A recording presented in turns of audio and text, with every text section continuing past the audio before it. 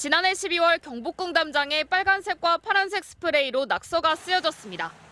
영화 공짜라는 말과 한글로 된 웹사이트 주소였습니다. 경찰에 붙잡힌 낙서범은 10대 남녀였습니다. 이들은 텔레그램을 통해 알게 된 이 팀장이라는 사람에게 낙서를 하면 돈을 주겠다는 제안을 받아 낙서를 했다고 진술했습니다. 실제 건네진 착수금은 10만 원이었습니다. 계좌와 메신저 등 이 팀장의 흔적을 쫓은 경찰은 범행 5달 만에 전남의 한 모텔에 숨어있던 이 팀장을 붙잡았습니다. 이 팀장은 낙서된 웹사이트를 실제 운영하는 30대 남성으로 불법으로 영상물을 공유하는 자신의 사이트를 홍보하기 위해 낙서를 사주한 걸로 경찰 조사에서 드러났습니다. 이 팀장은 경복궁 영추문뿐 아니라 국립고궁박물관과 서울경찰청 담장에도 낙서를 하라고 시킨 것으로 확인됐습니다. 또 이목을 끌기 위해 언론사에 제보하게끔 한 사실이 드러났습니다. 하고 간 사람을 보신 건 아니신 거죠? 네. 상황을 좀 설명을 해주실 수 있을지. 어떤 상황이요? 낙서를 지우기 위해 국가유산청, 옛 문화재청은 레이저 세척기까지 동원해 복구 작업을 벌였습니다. 벽면을 가득 채웠던 낙서를 지우는데 4개월간 1억 원이 들었습니다. 하지만 자세히 보면 아직도 이렇게 낙서의 흔적이 남아 있습니다. 국가유산청은 감정평가기관을 통해 평가한 복구 금액을 이 팀장과 낙서범에게 받아내기 위한 민사소송을 제기하기로 했습니다. 경찰은 이 팀장에 대해 문화재 손상 혐의에 불법 음란물 유포 혐의까지 적용해 구속영장을 신청하고 공범과 구체적인 범행 경위를 조사할 방침입니다. MBC 뉴스 재은유입니다. 지난달 16일 새벽 3시쯤 MBC로 제보 한 통이 접수됐습니다. 광화문 국보에 스프레이 낙서가 있어 실시간 제보한다. 지나가다 보고 찍었다며 사진 2장도 첨부했습니다. 당직 근무를 하던 기자가 즉시 전화를 걸었습니다. 하고 간 사람을 보신 건 아니신 거죠? 네. 상황을 좀 설명을 해주실 수 있을지. 어떤 상황이요? 구체적인 내용을 물어봤지만 이 제보자는 제대로 답을 하지 않았고 통화는 1분 만에 끝났습니다. 다른 쪽에도 있는 걸 혹시 보신 적 있으신지. 거기밖에 못 봤어요. 주변에 경찰차가 좀 많이. 알고 보니 이 제보자, 낙서에 가담한 혐의로 사흘 뒤 경찰에 붙잡힌 16살 김 모양이었습니다.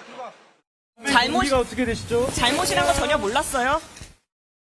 경찰 조사 결과 낙서를 사주한 이른바 이 팀장이 피의자들에게 낙서 후 언론사 제보까지 지시했다는 겁니다.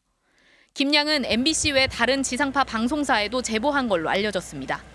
그땐 이미 새벽 1시 42분과 55분, 2시 44분, 세 차례에 걸쳐 공범인 17살 임무군이 경복궁 담벼락과 서울경찰청에 낙서를 마친 뒤였습니다.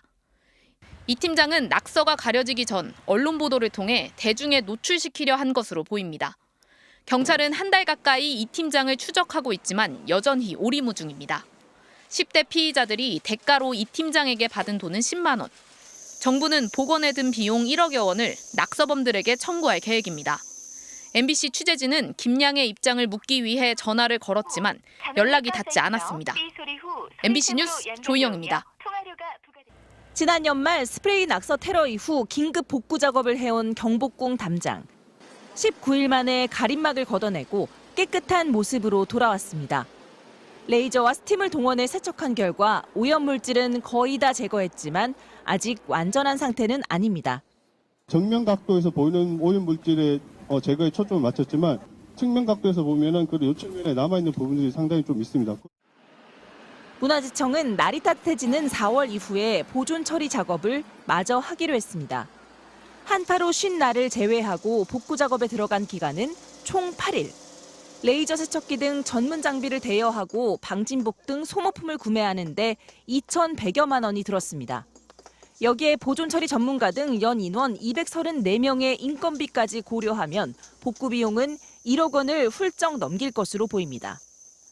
문화재청은 이 비용을 담장을 훼손한 3명과 아직 잡히지 않은 낙서 사주 공범에게 청구할 계획입니다.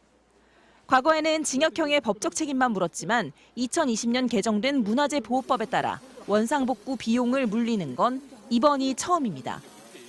일본자한테 손해배상 청구를 할 수 있다라고는 좀 의견이었고요. 갚을 수 있는 능력이 안 됐을 때 부모에게 청구하는 그런 방안도 저희가 지금 고려를 하고 있습니다. 이번 사건을 계기로 문화유산 관리는 한층 강화됩니다. 우선 경복궁의 폐쇄회로 TV를 14대에서 34대로 늘리고 4대 궁과 종묘, 사직단 담장에도 110대의 CCTV를 추가 설치합니다.